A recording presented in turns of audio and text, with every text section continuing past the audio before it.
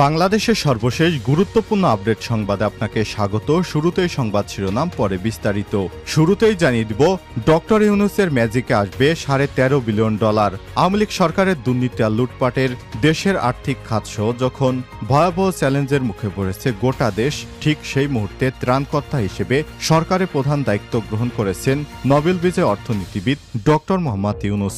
বিশেষ করে অর্থ পাচার আর ডলার সংকটে যখন দেশের রিজার্ভ তলানিতে সেই সময় আন্তর্জাতিক দাতা সংস্থাগুলোর সহায়তায় রিজার্ভের চ্যালেঞ্জ মোকাবেলায় কাজ করছেন তিনি। এরই মধ্যে আন্তর্জাতিক মুদ্রা তহবিল, IMF, বিশ্বব্যাংক, এশিয়ান উন্নয়ন ব্যাংক ADB এবং ইসলামী উন্নয়ন ব্যাংক ISDB এবং যুক্তরাষ্ট্রের আন্তর্জাতিক উন্নয়ন সংস্থা USAID বেশ কয়েকটি সংস্থা এবং দেশ বাংলাদেশকে সহায়তার আশ্বাস দিয়েছে। এসব অর্থ পেলে দ্রুত সময়ের মধ্যে ডলার সংকট এবং রিজার্ভের পতন থেমে আর্থিক খাত ঘুরে দাঁড়াবে বলে মনে করছেন অর্থনীতিবিদেরা। এরপর জানিয়ে দেব, পুলিশের বিশাল নিয়োগ, জিপে 2.5 পেলেই আবেদন। ট্রেইনি রিক্রুট কনস্টেবল TRC পদে নিয়োগের জন্য বিজ্ঞপ্তি প্রকাশ করেছে বাংলাদেশ পুলিশ। SSCতে জিপে 2.5 পেলেই আবেদন করা যাবে। আগামী 1 অক্টোবর থেকে আবেদন শুরু হবে। এবারে জানাবো, আমার 2 পায়ে গুলির পর ওরা আমার 2 হাতের আঙ্গুলও কেটে দেন। আমি বোয়ালখালী উপজেলা মেয়ের শ্বশুর বাড়িতে ছিলাম। সেখানে রাউজান থানার উপপরিদর্শক টুটন মজুমদার কয়েকজন পুলিশ সদস্য নিয়ে হাজির হন। তাদের সঙ্গে ছিলেন কয়েকজন সন্ত্রাসী। রাত 12টার দিকে তারা আমাকে গ্রামের 2 কিলোমিটার দূরে সূর্যসেন পল্লী এলাকায় নিয়ে যায়। সেখানে আমার 2 পায়ে গুলির পর 2 হাতের কয়েকটি আঙুলও কেটে দেন তারা। এসব কথা বলছিলেন রাউজান উপজেলার নোয়াপাড়া ইউনিয়নের পালোয়ানপাড়ার বাসিন্দা কামরুল হাসান। এক সংবাদ সম্মেলনে স্থানীয় সাবেক সংসদ সদস্য ABM ফজলে করিমের নির্দেশে পুলিশ ও সন্ত্রাসী বাহিনী দ্বারা নির্যাতিত হওয়ার কথাই বলছিলেন কামরুল হাসান। এ বিষয়ে গুরুত্বপূর্ণ সংবাদ জানাবো, বন্ধুরা সঙ্গেই থাকুন। এবারে জানাবো, রাজধানীর গুলশানে 2 জনের গলাকাটা মরদেহ উদ্ধার। রাজধানীর অভিজাত এলাকা গুলশান 2-এর একটি চায়ের দোকানের ভেতর থেকে 2 জনের গলাকাটা মরদেহ উদ্ধার করেছে পুলিশ। আইন শৃঙ্খলা রক্ষাকারী বাহিনীর ধারণা তাদের কূপে হত্যা করা হয়েছে।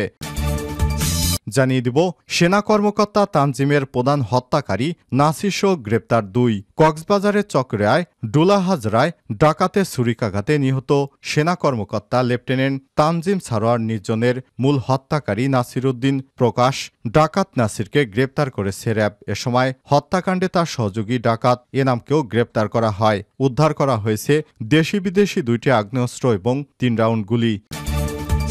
এবং সর্বশেষ জানিয়ে দিব, লেবাননের বৈরুতে হিজবুল্লাহর কমান্ডারকে লক্ষ্য করে ইসরায়েলের বিমান হামলা। ইরান সমর্থিত লেবাননের প্রতিরোধ যোদ্ধা হিজবুল্লাহ প্রধান হাসান নাসরুল্লাহকে লক্ষ্য করে বৈরুতে দক্ষিণাঞ্চলীয় উপশহরে শনিবার 28 সেপ্টেম্বর সকালে একাধিক স্থাপনায় বিমান হামলা চালিয়েছে ইসরায়েল। খবর রয়টার্সে প্রত্যক্ষদর্শী শনিবার অন্তত 20টি বিমান হামলা শব্দ শুনেছেন। হামলা থেকে বাঁচতে হাজার হাজার লেবানিজ বৈরুতের বিভিন্ন এলাকায় আশ্রয় নিয়েছে, বিশেষ করে সমুদ্রের তীর, পার্ক এবং স্কোয়ারে। প্রিয় দর্শক, এতক্ষণ শুনছিলেন সংবাদ শিরোনাম, এবারে বিস্তারিত। তবে তার আগে বন্ধুরা অনুরোধ থাকবে, এই সংবাদটিতে একটি লাইক দিন। এই চ্যানেলে আপনি নতুন হয়ে থাকলে আমাদের সংবাদটি দেখতে দেখতে চ্যানেলটি সাবস্ক্রাইব করে রাখুন। কমেন্ট করে আপনার মূল্যবান মতামত জানিয়ে দিন বন্ধুরা, আপনি বিশ্বের কোন দেশ থেকে বা বাংলাদেশের কোন স্থান থেকে আমাদের সংবাদটি দেখছেন এবং শুনছেন। এবারে বিস্তারিত। ডক্টর ইউনূসের ম্যাজিকে বাংলাদেশে আসবে $13.5 বিলিয়ন। আওয়ামী লীগ সরকারের দুর্নীতি আর লুটপাটে দেশের আর্থিক খাত যখন ভয়াবহ চ্যালেঞ্জের মুখে, ঠিক এই মুহূর্তে ত্রাণকর্তা হিসেবে সরকার প্রধানের দায়িত্ব গ্রহণ করেছেন নোবেল বিজয়ী অর্থনীতিবিদ ডক্টর মোহাম্মদ ইউনূস। বিশেষ করে অর্থ পাচার আর ডলার সংকটে যখন দেশের রিজার্ভ তলানিতে ঠেকে গিয়েছে, সেই সময় আন্তর্জাতিক দাতা সংস্থাগুলোর সহায়তায় রিজার্ভ চ্যালেঞ্জ মোকাবেলায় কাজ করছেন তিনি। এর মধ্যে আন্তর্জাতিক মুদ্রা তহবিল, IMF, বিশ্বব্যাংক, এশিয়া উন্নয়ন ব্যাংক ADB, ইসলামী উন্নয়ন ব্যাংক ও যুক্তরাষ্ট্রের আন্তর্জাতিক উন্নয়ন সংস্থা USAID বেশ কয়েকটি সংস্থা বাংলাদেশকে সহায়তার আশ্বাস দিয়েছে। সব অর্থ পেলে দ্রুত সময়ের মধ্যে ডলার সংকট ও রিজার্ভের পতন থেমে দেশের আর্থিক খাত ঘুরে দাঁড়াবে বলে মনে করছে অর্থনীতিবিদরা। বিশ্লেষকেরা বলছেন, আওয়ামী লীগ সরকার ক্ষমতায় থাকা অবস্থায় দেশ যখন আর্থিক সংকটে পড়ে, সে সময় IMF থেকে বাজেট সহায়তা হিসেবে ঋণ চায়। সংস্থাটি ওই প্যাকেজের আওতায় 470 কোটি ডলার ঋণ দেওয়ার প্রতিশ্রুতি দিলেও দেশের আর্থিক খাতে বড় ধরনের সংস্কারের শর্ত জুড়ে দেয়। এমনকি বারবার সফরে এসে বিভিন্ন শর্ত জুড়ে দেয় দেশের আর্থিক খাতে অনেকটাই অস্বস্তি দেখা দেয়। অথচ ডক্টর ইউনূসের অন্তর্বর্তীকালীন সরকার ঋণ চাওয়ার সঙ্গে সঙ্গে আন্তর্জাতিক সংস্থাগুলো ঋণ দিতে প্রতিশ্রুতিবদ্ধ হচ্ছে।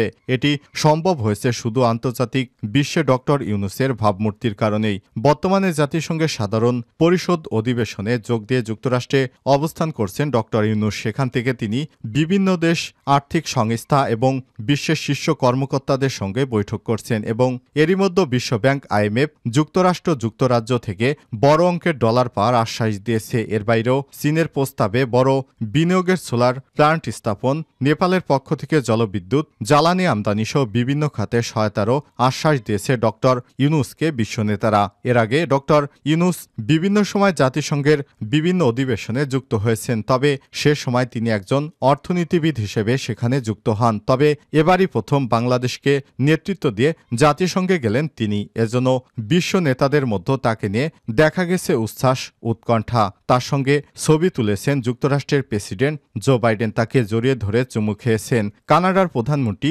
জাস্টিন ট্রুডো তার সামনে নতজানুর মতো বসেছিলেন। তাকে দেখে মনে হয়েছে ডক্টর ইউনূসের একজন ছাত্র। বিশ্বব্যাংক প্রেসিডেন্ট অজয় বাঙ্গা, আন্তর্জাতিক মুদ্রা তহবিল IMF এর প্রধান ক্রিস্টালিনা জর্জিয়েভা, ইতালির প্রধানমন্ত্রী জর্জিয়া মেলোনি, পাকিস্তানের প্রধানমন্ত্রী শেহবাজ শরীফ, নেপালের প্রধানমন্ত্রী কেপি শর্মা, চীনের পররাষ্ট্রমন্ত্রী ওয়াং উই সহ বিশ্বের অনেক রাষ্ট্রনায়ক ও সরকার প্রধানের সঙ্গে বৈঠক করেছেন। সবাই কমবেশি নিজ নিজ অবস্থান থেকে সহায়তার আশ্বাস দিয়েছে ডক্টর মোহাম্মদ ইউনূসকে। পুলিশের বিশাল নিয়োগ, জিপিএ 2.5 পেলেই আবেদন।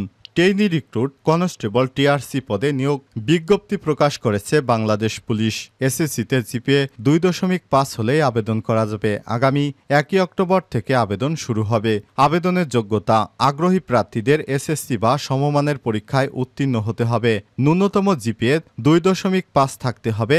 আবেদনের জন্য বাংলাদেশের স্থায়ী নাগরিক ও অবিবাহিত হতে হবে। তালাকপ্রাপ্ত গ্রহণযোগ্য নয়। 2024 সালের 15 অক্টোবর তারিখে প্রার্থীর বয়স 18 থেকে 20 বছরের মধ্যে হতে হবে। এক্ষেত্রে বীর মুক্তিযোদ্ধা, শহীদ মুক্তিযোদ্ধা ও বীরাঙ্গনা সন্তানদের জন্য বিদ্যমান কোটা অনুষ্ঠিত হবে। শারীরিক যোগ্যতা, মেধা কোটার ক্ষেত্রে পুরুষ প্রার্থীর উচ্চতা 5.6 ইঞ্চি।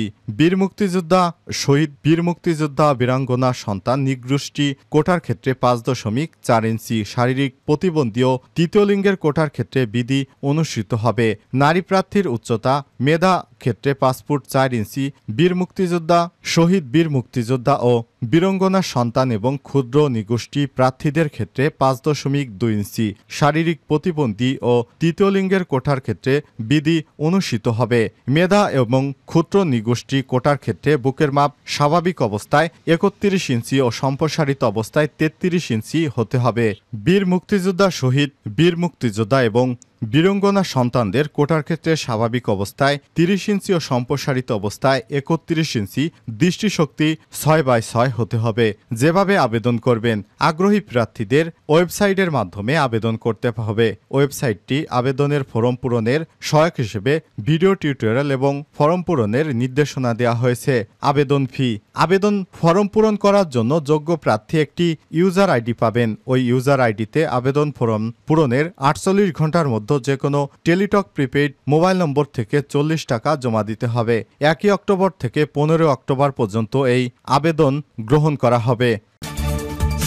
আমার 2 পায়ে গুলির পর 2 হাতের আঙ্গুল কেটে দেন তারা। আমি বোয়ালখালী উপজেলার মেয়ের শ্বশুর বাড়িতে ছিলাম। সেখানে রাউজান থানার উপপরিদর্শক টুটন মজুমদার কয়েকজন পুলিশ সদস্য নিয়ে হাজির হন। তাদের সঙ্গে ছিলেন কয়েকজন সন্ত্রাসী। রাত 12টার পর তারা আমাকে গ্রামের 2 কিলোমিটার দূরে সুজসেন পল্লী এলাকায় নিয়ে যায়। সেখানে আমার 2 পায়ে গুলি পরে 2 হাতের কয়েকটি আঙ্গুল কেটে দেন তারা। গতকাল বিকেলে এক সংবাদ সম্মেলনে স্থানীয় সাবেক সংসদ সদস্য ABM ফজলে করিমের নির্দেশে পুলিশ ও সন্ত্রাসী বাহিনী নির্যাতনের শিকার হয় এবং মামলায় ফাঁসানোর অভিযোগ এনে এসব কথা বলেন চট্টগ্রামের রাউজান উপজেলার নোয়াপাড়া ইউনিয়নের পলোয়ানপাড়ার বাসিন্দা কামরুল হাসান। নিজ গ্রামের একটি মাঠে এই সংবাদ সম্মেলন করেন তিনি। ঘর থেকে একটি হুইল চেয়ারে করে সংবাদ সম্মেলনে যোগ দেন কামরুল হাসান। তার একটি পা নেই, একটি হাতের কনিষ্ঠ আঙ্গুল পুরোপুরি বিচ্ছিন্ন। কামরুল হাসান বলেন, কেবল বিএনপির কর্মী হওয়ার কারণে নির্যাতন করে আমার জীবনকে বিপন্ন করে দিয়েছে।